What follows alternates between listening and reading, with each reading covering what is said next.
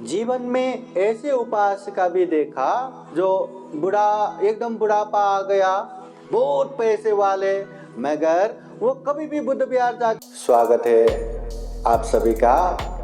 आप लोग देख रहे हैं बुद्धास टीचिंग चैनल और हम यहाँ महाकारुणिक तथागत बुद्धा और उनके शिक्षाओं के विषय में चर्चा करते हैं।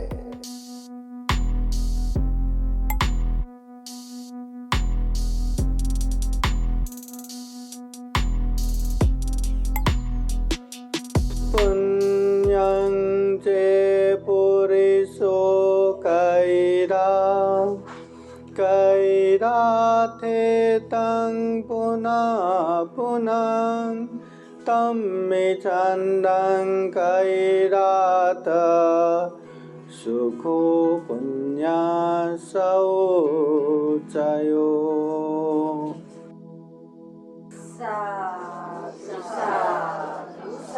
महाकारुणिक तथागत भगवान बुद्ध को त्रिवार वंदना। महाकारुणिक तथागत बुद्ध द्वारा देशित सुआख्या धम्म को त्रिवार वंदना। महाकारुणिक तथागत बुद्ध के आर्य श्रावक संघ को त्रिवार वंदना। परम पूजनीय बोधिसत्व डॉक्टर बाबा साहब अम्बेडकर आज के विशेष क्रांति ज्योति सम्यक उपासिका संघ साकेत नगर छत्रपति संभाजी नगर, ये संघ द्वारा विशेषतः वर्षावास समापन समारोह कार्यक्रम का आयोजन हुआ है। इस कार्यक्रम में उपस्थित पूजनीय भिक्षु संघ श्रामनेरगण आर्या जी और प्रत्यक्ष अप्रत्यक्ष कार्यक्रम से जुड़े हुए संपूर्ण श्रद्धा संपन्न बुद्धि संपन्न उपासक उपासिकाएं।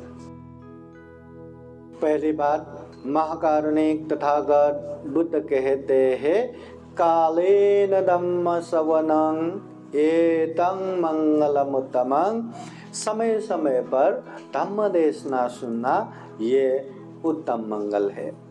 कालेन धम्म साकच्छा एतं मंगलमुत्तमं, समय समय पर धम्म की चर्चा करना ये उत्तम मंगल है। धम्म देशना सुनना मंगल है कि नहीं? है ना? हम मंगल कर रहे हैं कि नहीं? कर रहे हैं ना? मगर कभी कभी धम्म देशना सुनना मंगल है, परंतु जाने अनजाने में होश में बेहोश में इधर उधर ध्यान चला जाता है, इधर उधर बातें करने लगते हैं, खुद की वजह से दूसरों को डिस्टर्ब करने लगते हैं, या अंदर ही अंदर दिखने में बहुत शांति से ध्यान पूर्वक सुन रहे होते हैं, मगर अंदर ही अंदर खूब लोभ लालच, खूब द्वेष दुराभावना, खूब अंधविश्वास मिथ्या दृष्टि चलता रहता है, तो क्या मंगल हुआ? क्या धम्म देशना सुनना हर बार मंगल होता है क्या? होता है? हर बार मंगल होता है? अपने मन के ऊपर है। अतः बगा, जिस समय सबसे पहले मुझे बार बार फोन करने वाला उपासिका कौन है? ये उपासिका ने फोन किए तो माजल गांव में बहुत बड़ा प्रोग्राम, इंटरनेशनल प्रोग्राम हो रहा था। तो वो कार्यक्रम पे श्रीलंकन भंते जी का प्रवचन चल रहा था, उसके बाद मेरी बारी। परंतु टाइम हो गया, मैं यहाँ फोन आया तो मैं भंते जी को भी बोल रहा था, भंते जी जाने का समय हो गया, हम निकलते हैं। परंतु भंते जी बोले, भंते जी इतने दूर आए हैं, थोड़ा सा आपका धम्म देशना होना ही है करके रुकवा दिया। अब बेचैनी इतना कि जल्दी समय पे भी आना है। इंटरनेशनल भंते जी का धम्म प्रवचन हो रहा है, इतने अच्छे अच्छे विषय पे चर्चा हो रहा है, मन बेचैनी कब खत्म होगा, कब मेरी बारी आएगा, और मेरी बारी आया तो 5 से 10 मिनट बोलूँगा, निकल जाऊँगा, है ना? इतने अच्छे धम्म देशना में मन बेचैनी हो रहा है, तो क्या धम्म देशना सुनना हमेशा मंगल होता है क्या? नहीं। इसलिए उपासक उपासिकाएं धम्म देशना सुनकर सही में मंगल करना है, सही में पुण्य करना है, तो ध्यान रखो मन में श्रद्धा होना चाहिए। श्रद्धा किसके ऊपर? बुद्ध के ऊपर, धम्म के ऊपर, संघ के ऊपर। विश्वास होना चाहिए कि ये बुद्ध वाणी सुनने से हमारा कल्याण होगा। कल्याण होने का बहुत सारे उपदेश हमें सुनने को मिलेगा, ये विश्वास होना चाहिए। दूसरा, ये ध्यान रखो कि मन में बेचैनी न हो। कितने भी घर में काम हो, बारिश हो, ये एकदम लेट हो रहा हो, कितना भी खाई हो, शांत रखो। मन बेचैनी होने मत दो। मन शांत रख के एकाग्र करो, ताकि जो धम्म देशना दे रहे वो सुन पाए, वो समझ पाए। मन एकाग्र होना चाहिए। मन एकाग्र नहीं रहा तो याद रखिए, आप लोग मोबाइल चल के बैठेंगे या एक दूसरे को बातें करके बैठेंगे, कितना भी अच्छा धम्म देशना हो, सुन रहे जैसा लगेगा, मगर कुछ भी पल्ले नहीं पड़ेगा।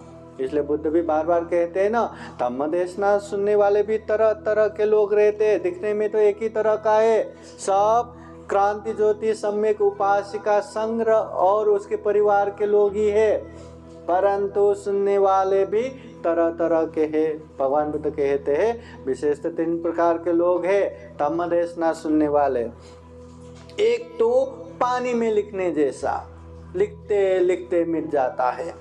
दूसरा है रेती में लिखने जैसा, हवा पानी जब तक डिस्टर्ब नहीं करेगा तब तक थोड़ी देर रहता है। और तीसरा है पत्थर में कूदने जैसा, एक बार पत्थर में कूदा तो सालों साल तक रहता है। धम्म देशना सुनने वाले भी ऐसे ही पानी में लिखने जैसा, सुनते सुनते भूल जाते हैं। अब क्या करें, मन बेचैनी है तो क्या सुन पाएंगे, मन अशांत है तो क्या सुन पाएंगे, और मन में विश्वास नहीं, श्रद्धा नहीं, तो सुन के भी कहाँ ग्रहण कर पाएंगे। पानी में लिखने जैसा। और कोई रहता है रेती में लिखने जैसा, सुनते समय प्रसन्न होके, हाँ ये तो बहुत ही अच्छा है, हाँ ये बुद्ध वाणी तो बहुत ही सही है, खूब अच्छे से सुनेंगे समझेंगे। और घर जाके किसी ने पूछा, आज धम्म देशना में क्या सुने, जरा हमें भी सुनाओ। बोले तो हाँ अच्छा तो सुना था, पर क्या सुना हाँ आप ही जाओ, आप ही जाके पंडित जी से सुनो, है ना। समझ में नहीं आता, याद नहीं आता। कोई ऐसा भी रहता है, ज़्यादा उम्र होने के बाद ये अवस्था आते रहते हैं। और कोई ऐसे उपासक उपासिकाएं रहता है, पत्थर में कूदने जैसा, इतने ध्यान पूर्वक सुनेंगे, इतने शांत पूर्वक सुनेंगे, जो उपदेश देते हैं खूब ग्रहण करते हैं, खूब समझ के लेते हैं, चिर काल तक समझ के लेते हैं। में 3 में से हमें कौन से में बनना है?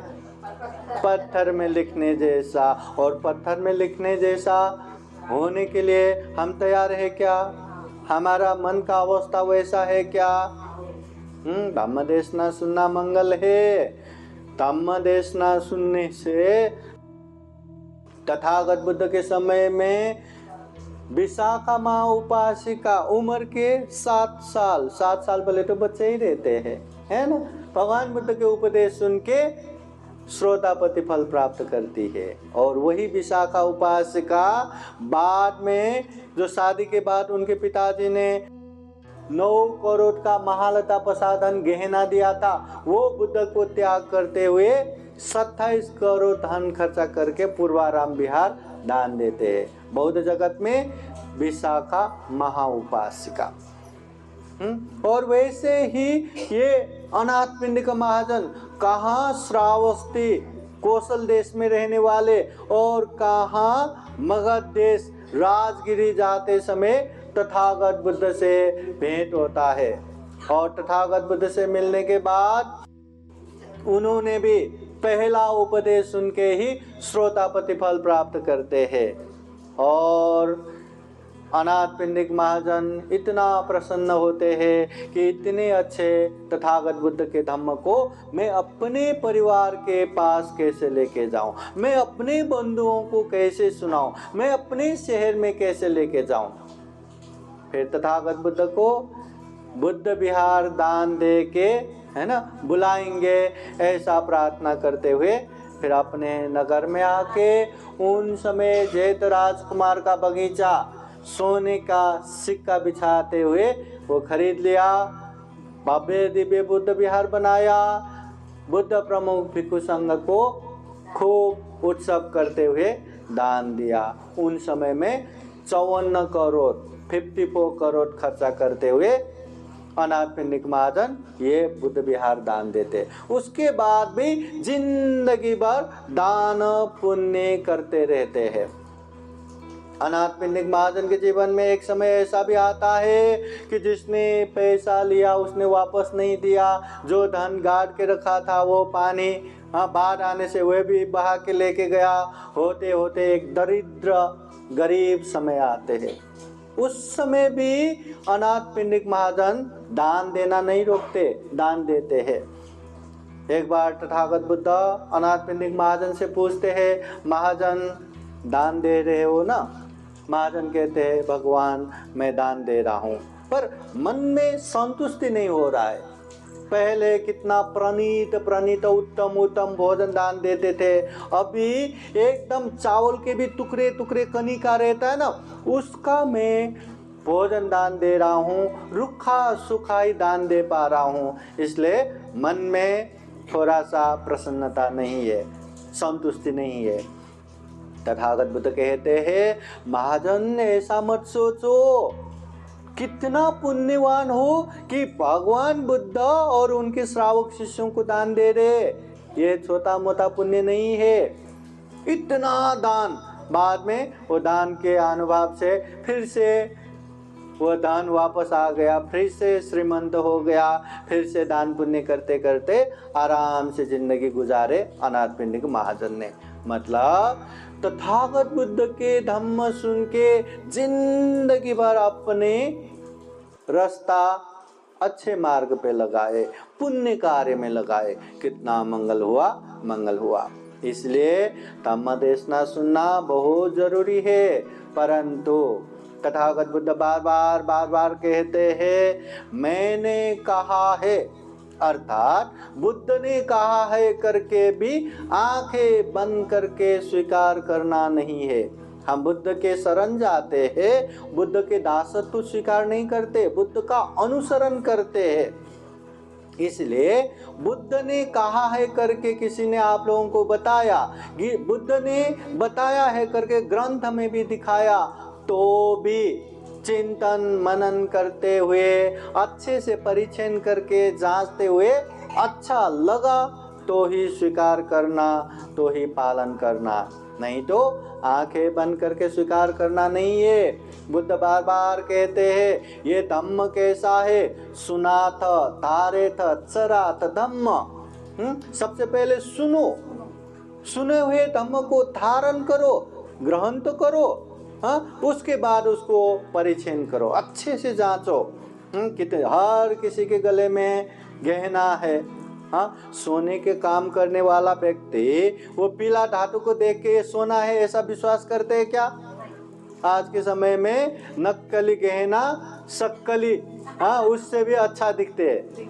तो हर पीला धातु सोना नहीं होता, अनेक तरह से परीक्षण करते, जांचते हैं, संतुष्ट होने के बाद मानते हैं हाँ ये सोना है। उसी तरह तथागत बुद्ध के धम्म को भी सुनना है, ग्रहण करना है, अच्छे से जांचना है, परीक्षण करना है, सही लगा, अच्छा लगा तो उसे पालन करना। और ऐसे धम्म करो ना, नंतर करो, बाद में करेंगे ऐसा नहीं बोलना।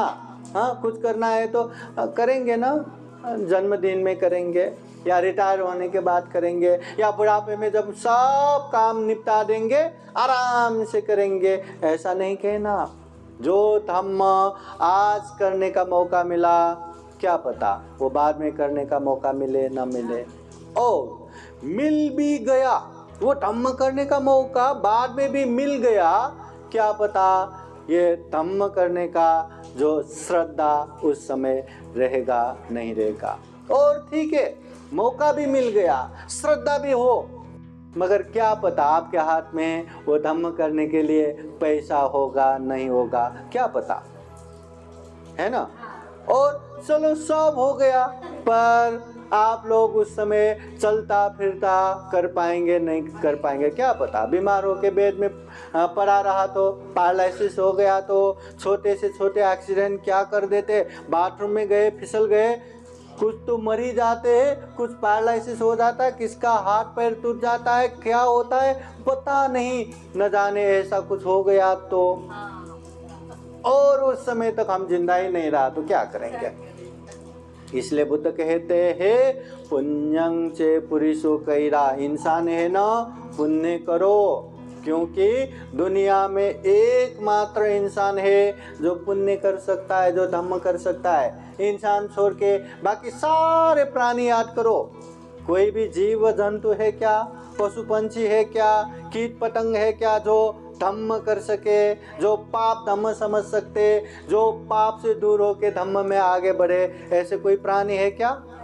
नहीं, न दुर्गति वाले न सुगति वाले, कोई भी पुण्य नहीं कर सकता। दुर्गति वाले पाप का भोग करेगा, सुगति वाले पुण्य का भोग करेगा, मगर वो लोग पुण्य नहीं कर सकता। पुण्य हम ही कर सकते हैं, धम्म हम ही कर सकते हैं। इसलिए इतना दुर्लभ जीवन मिला है, इतना पुण्यवान जीवन मिला है, तो हमें पुण्य करना चाहिए। पुण्य बोले तो धम्म, धम्म बोले तो अच्छा काम शरीर से करो, वाणी से बोलो, मन से सोचो, कम से कम शरीर से अच्छा नहीं कर सके तो गलत मत करो, हिंसा मत करो, चोरी मत करो, व्यभिचार मत करो, अमल नशा पता सेवन मत करो। वाणी से अच्छा नहीं बोल सकते तो गलत मत बोलो, झूठ मत बोलो, चुगली मत करो, निंदा चर्चा मत करो, किसी को गाली गलौज मत दो। कम से कम मन से अच्छा न सोच सके तो बुरा ना सोचो, मिथ्या दृष्टि मत बनो, लोभ लालच मत रखो, द्वेष दुराभावना मत रखो, ये पुण्य है। जो भी हम दान देते हैं, शील पालन करते हैं, ध्यान साधना करते हैं, ये पुण्य है। जो भी हम धम्म देशना सुनते हैं, धम्म की चर्चा करते हैं, सम्मान्य व्यक्ति का सम्मान करते हैं, पूजा करते हैं, जो पुण्य करते हैं, दूसरों को भी कल्याण हो करके पुण्य अनुमोदन करते हैं, या कोई पुण्यानुमोदन करते हैं तो साधु साधु करके हम उसको अनुमोदन करते हैं, ये सारे के सारे पुण्य है। तो इंसान है ना, पुण्य करना चाहिए। और बुद्ध कहते हैं कैराथे तंग पुनः पुनः, बार बार बारंबार करो, ऐसा नहीं होना चाहिए। दान देना चाहिए ना, हाँ दान दिया, कब दान दिया? हाँ वर्षावास समापन में दान दिया, अब अगले साल ही दान दूंगा। शील पालन किया क्या? हाँ वर्षावास में पालन किया, अब अगले साल पालन करूंगा। होता है क्या? नहीं। हाँ वर्षावास में हम किसी को हिंसा नहीं करेंगे। वर्षावास संपन्न हुआ तो किसी को भी मार सकते हैं। वर्षावास में हम चोरी नहीं करेंगे, उसके बाद चोरी कर सकते? वर्षावास में हम व्यभिचार नहीं करेंगे, उसके बाद व्यभिचार कर सकते? वर्षावास में झूठ नहीं बोलेंगे, उसके बाद हम मजे से झूठ बोल सकते? वर्षावास में दारू नशा पता सेवन नहीं करेंगे, उसके बाद पार्टी कर सकते? दारू नशा पता सेवन कर सकते? नहीं। तो ये हमेशा पालन करना रहता है। इसलिए बुद्ध कहते हैं कैराथ है तंग पुनः पुनः, पुण्य किया है तो बार बार करो, बारंबार करो। एक बार किया ना बस हो गया, ऐसा मत बैठो। दान देते हैं कि नहीं? देते हैं। खाना खाते हैं कि नहीं? खाते हैं। हम खाना कब कब खाते हैं? साल में एक बार, महीने में एक बार, हफ्ते में एक बार, दिन में एक बार? नहीं, दिन में भी 2 बार 3 बार 4 बार, कितने कितने बार खाते हैं। हाँ एक बार हो गया करके नहीं बैठते। वैसे ही पुण्य भी बार बार बारंबार करते जाना चाहिए। पुण्य करने से क्या मिलेगा? बुद्ध कहते हैं सुखो पुण्य शौचयो, उच्च प्रकार के महान सुख मिलता है। पुण्य करने से सुख मिलता है।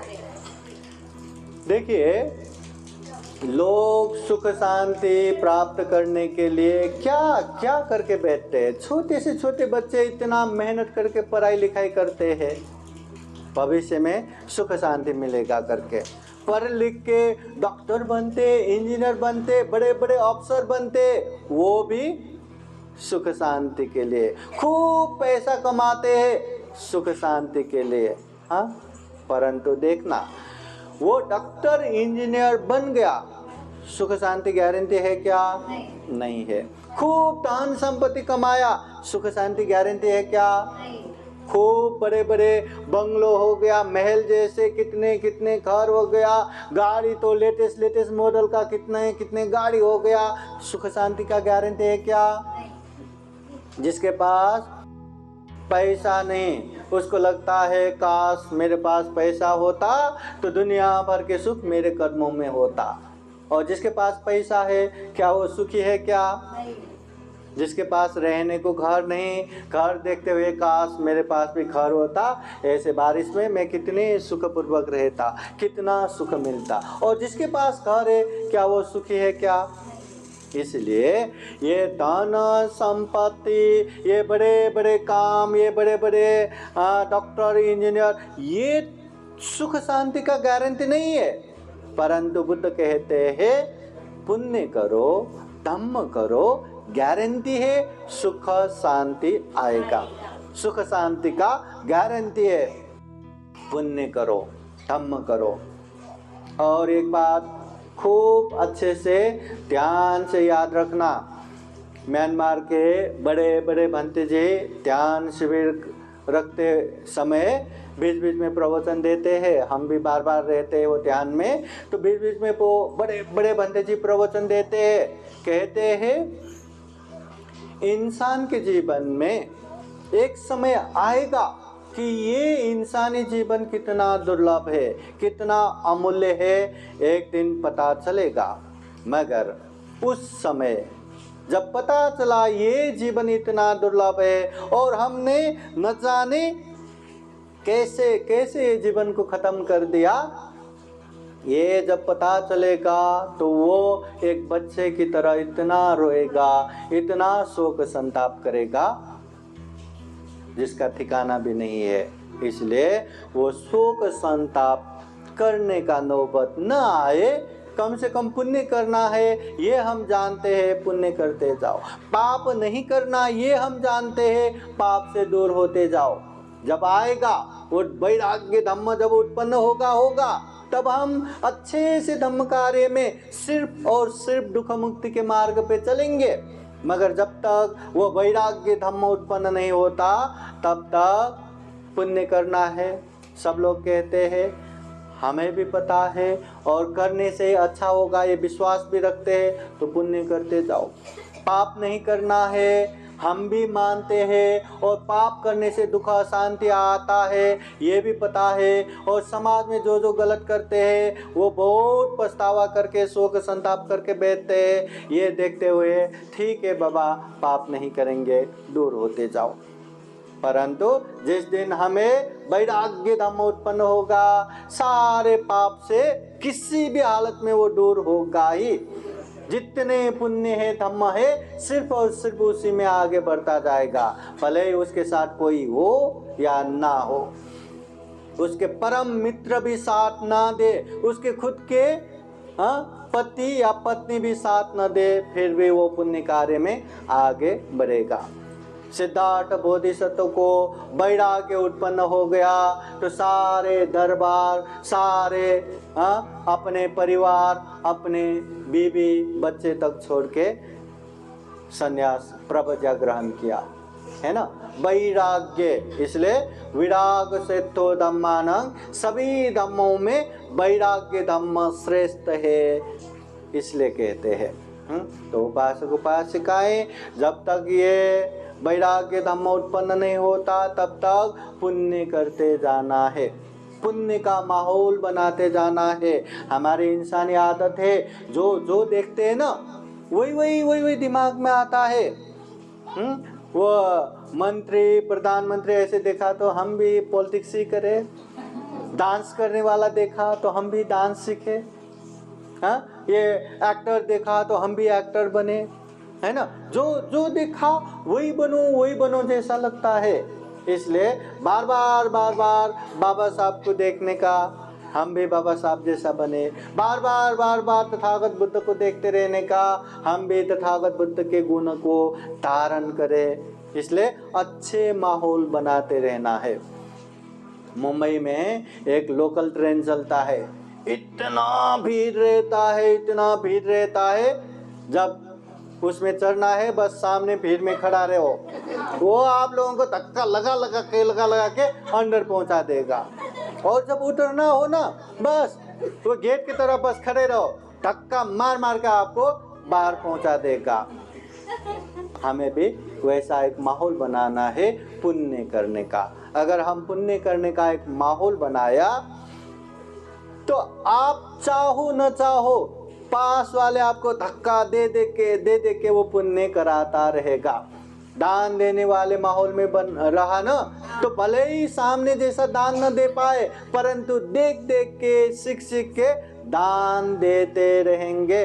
शील पालन करने वालों के बीच में रहा तो शील पालन करते रहेंगे, ध्यान साधना करने वालों के बीच में रहा तो ध्यान साधना करते रहेंगे। इसका मतलब हमें पुण्य का माहौल बनाना है। जब पुण्य का माहौल बनाएंगे, अभी देखो ये उपासका संघ ने आज का ये कार्यक्रम जो आयोजना किया, भले ही इतने सारे लोग हो, पर आयोजना करने के लिए जो लीडरशिप लेने वाले 2-4 गिनती में ही रहते हैं, मगर उन लोगों की वजह से सारे लोगों को ये धम्म का वातावरण हुआ। नहीं तो इमेजिन करो, ये समय में अपने अपने घर में रहता तो क्या हम ये धम्म का काम करते रहते क्या? अरे यूट्यूब में भी खूब सारा प्रवचन है, बारिश हो गया चलो प्रवचन सुनेंगे, प्रवचन सुनते रहेंगे क्या?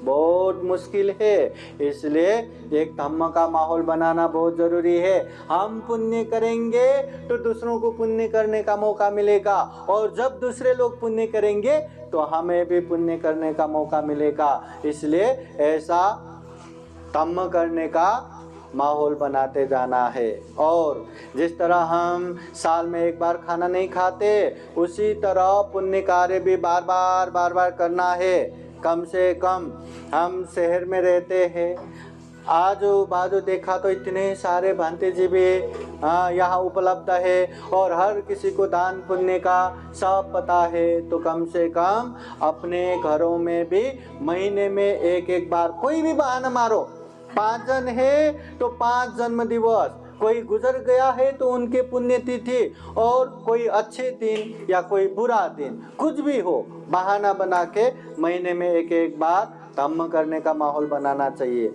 उससे क्या होगा, जीवन में ऐसे उपासका भी देखा जो एकदम बुढ़ापा आ गया, बहुत पैसे वाले, मगर वो कभी भी बुद्ध विहार जाके दान देते हैं तो उनके सुनवाई बहु खूब ताना देते हैं। बुद्ध विहार जाना पसंद है, दान देना पसंद है, मगर वो ताना सुनना पसंद नहीं है। इसलिए एक तो वो बुद्ध विहार जाती नहीं, और गया तो भी छुप के, और दान उनके सामने देते ही नहीं, दिया तो भी दूसरे के नाम लेके या छुप के दान। मतलब इतने पैसे के मालकिन होके भी वो दान नहीं दे पा रहे। हम कहते हैं अरे घर में भी कार्यक्रम, अरे भांते जी घर में बुलाने की बात करते, मैं खुद बिहार जाके दान नहीं दे पा रहे। तो ये माहौल किसने बनाया? खुद ही ने बनाया ना। जब समय था बच्चों को सिखाया क्या, समझाया क्या, दान देने की आदत दिलाया क्या, भांते जी को दर्शन करना, भांते जी की बातें सुनना, प्रवचन सुनना, वो माहौल बनाया क्या? नहीं बनाया ना। अब बुढ़ापे में खुद को ही तकलीफ हो गया, क्या करेंगे? इसलिए ये नौबत हमारे जीवन में न आए, इसलिए समय समय पर घर में कार्यक्रम करते रहेंगे तो घर के सारे लोग आके वहाँ परित्राण सुनेंगे, वहाँ धम्म देशना सुनेंगे। कभी कुछ डाउट रहा तो पूछेंगे भी। हाँ, तो इतना कल्याण होगा। अब यहाँ कार्यक्रम किया, सारे लोग आएंगे नहीं आएंगे गारंटी नहीं है, मगर अपने घर में रहा तो रहेंगे ही। तो कम से कम महीने में एक बार किया, 12 है ना, साल में 12 बार करते, 6 बार भी अच्छे से सुना तो उसका कल्याण हो गया ना। इसलिए घर में भी वो माहौल रहा ना, आगे जाके आप लोगों को दान पुण्य करने में आसान होगा। चुपके छुपाते करना नहीं पड़ेगा, मन घबरा के डर डर के करने जरूरी नहीं पड़ेगा। हाँ, अगर आप चाहते कि ऐसे ऐसे बुद्ध विहार में प्रोग्राम हो रहा है, मैं 5000 दान दूंगा, तो घर के लोग अरे तुम्हारी तरफ से 5000 दो, मेरे तरफ से भी 5000 दो, और बच्चों की तरफ से भी 2-2 हजार दो, चलो 14,000 दे दो। सोचा था 5000 दान देने का, सबका ऐसे मिला के 14,000, कितना प्रसन्नता है ना। अब 5000 दान देने का मन हुआ, मैं 5000 दान देते हूँ, अरे कसाला मला खर्च दे 1000, बच्चे ने 1000 मांगा, हाँ उसने 1000 मांगा, उसने 2000 मांगा, कसाला 1000 द्या ना, 5000 द्या ना, बस झालं, हाँ इतका कसाला दान द्यायचं, हाँ ऐसा बोला तो क्या करेंगे। समझ में आया क्या? इसलिए ये माहौल बनना, अच्छे माहौल बनना भी उत्तम मंगल है। वो माहौल हमें ही बनाना पड़ेगा। कोई आके तथास्तु करके वरदान देने वाला नहीं है, घर घर में आके भंते जी भी माहौल बना के देने वाला नहीं है, वो आप लोगों को ही बनाना पड़ेगा। उसके लिए हमें पुण्य का माहौल बनाते जाना पड़ेगा। और क्या है ना, बुद्ध भी कहते हैं धातु धातु से मिलते हैं। तथागत बुद्ध के अग्र श्रावक सारिपुत्र भंते प्रज्ञा में एक दग प्राप्त, उनके 500 शिष्य सभी के सभी प्रज्ञावान। तथागत बुद्ध के अग्र श्रावक महामौदगल्यायन रिद्धि शक्ति में एक दग प्राप्त, उनके 500 शिष्य सभी के सभी रिद्धि शक्ति प्राप्त। तो वैसे ही हम अच्छे करेंगे तो अच्छे लोग जुड़ते जाएंगे, हाँ गलत करेंगे तो गलत लोग ही जुड़ते जाएंगे, और गलत करेंगे तो अभी भी बीच में भी अंत में भी हमारा हानि नुकसानी होगा। तो हानि नुकसानी हम नहीं चाहते, हम तो सुख चाहते हैं, लाभ चाहते हैं, शांति चाहते हैं। तो पुण्य करना है, पुण्य का माहौल बनाना है। इसलिए उपासक उपासिकाएं आज वर्षावास सांगता समारोह, वर्षावास समापन का ये जो कार्यक्रम कर रहे हैं, ये पुण्य कार्य समापन का नहीं, 3 महीना मेहनत करके हर दिन ग्रंथ वाचन, बुद्ध के वाणी सुन सुन के अभ्यास कर करके आए हैं। हाँ, तो यहाँ से और अच्छे से समझ के आगे अभ्यास करना चाहिए, प्रारंभ होना चाहिए पुण्य का, तभी हमारा कल्याण होगा। इसलिए हमेशा संकल्प करें, अपने क्षमता से श्रद्धा चित्त त्याग चित्त रखते हुए दान देते जाना है। शील सदाचार हमेशा पालन करना है, कम से कम 5 शील हमेशा पालन करना है, और समय समय पर अष्टशील उपोषितशील पालन करना है, और समय समय पर ध्यान साधना का शिविर भी करते जाना है।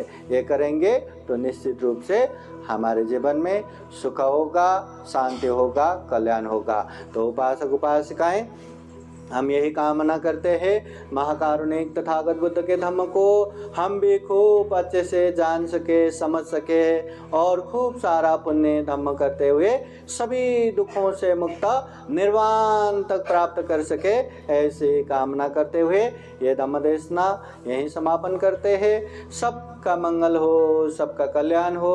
भवतु सब मंगलं। साधु साधु साधु। बुद्धं नमामि, धम्मं नमामि, संघं नमामि। सर्वांनी हात जोड़ा, मना साधु साधु साधु। अभी ये जीवरदान दे रहे हैं। ये बुद्ध शासन में बहुत बड़ा पुण्य कार्य है जीवरदान। दिखने में सिर्फ एक कपड़ा जैसा लगेगा, पर कपड़ा ये चीवर है जो तथागत बुद्ध भी पहनते हैं। एक महाथेरो भी, थेरो भी, भिक्षु भी, श्रामण भी सभी जन पहनते हैं। एक चीवर एक पांडे बना सकता है। तो ये बहुत बड़ा पुण्य कार्य है। तो ये पुण्य कार्य में जो दान दे रहे वो तो दान दे रहे, जो भी यहाँ सहभागी है सबका पुण्य कार्य है। इसलिए सभी जन प्रसन्नता से जैसा मैं कहता हूँ वैसा ही बोलिए। साधु साधु साधु इमं चीवरं दानं देमं पूजेमं द्वितीयंपि तृतीयंपि इमं चीवरं दानं देमं पूजेमं इदं मे पुण्यं आशुभक्तया वहं होतु। इदं मे पुण्यं निब्बानस्य पचयो होतु। इदं मे पुण्यं सर्वे सत्ता सुखिता भवन्तु। साधु साधु साधु। 3 बार बोलने कीजिए। बुद्धं नमामि, धम्मं नमामि, संघं नमामि।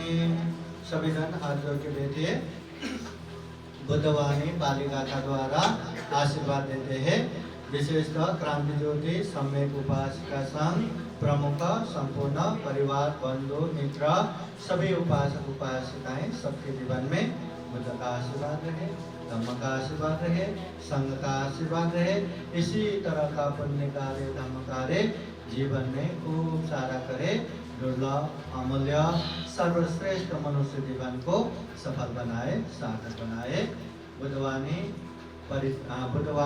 ये आशीर्वाद ग्रहण करने के लिए सभी जन हाथ जोड़ के 3 बार साधु साधु बोलिए। सभी देव विभजन्तु सब रोगो विनाशतो माते भवतु अन्तरायो सुखी दीर्घायुको भव। भवतु सर्वमङ्गलं रक्षन्तु सर्वदेवता सर्वभूतानुभावेन सदा सोते भवन्तु ते। भवतु सर्वमङ्गलं रक्षन्तु सर्वदेवता सर्वधर्मानुभावेन सदा सोते भवन्तु ते। भवतु सर्वमङ्गलं रक्षन्तु सर्वदेवता सर्वसङ्गानुभावेन सदा सोते भवन्तु ते। एचितं पाचितं दुह्यं जिह्वमेव समेततो सभे पुरयन्तु चेतसङ्गपादन्तो पन्नरसो यथा आयुरारोग्य सम्पत्ति सर्वसम्पत्तिमेव च अजो निब्बान सम्पत्ति इमिनाते समेततो। साधु साधु साधु। बुद्धं नमामि, धम्मं नमामि, संघं नमामि, अहं वन्दामि सर्वदा। सबका मंगल हो, सबका कल्याण हो, सुखी हो, सुखी हो, सुखी हो। साधु साधु साधु। बुद्धं नमामि, बुद्ध को नमन करता हूँ। धम्मं नमामि, धम्म को नमन करता हूँ। संघं नमामि, संघ को नमन करता हूँ।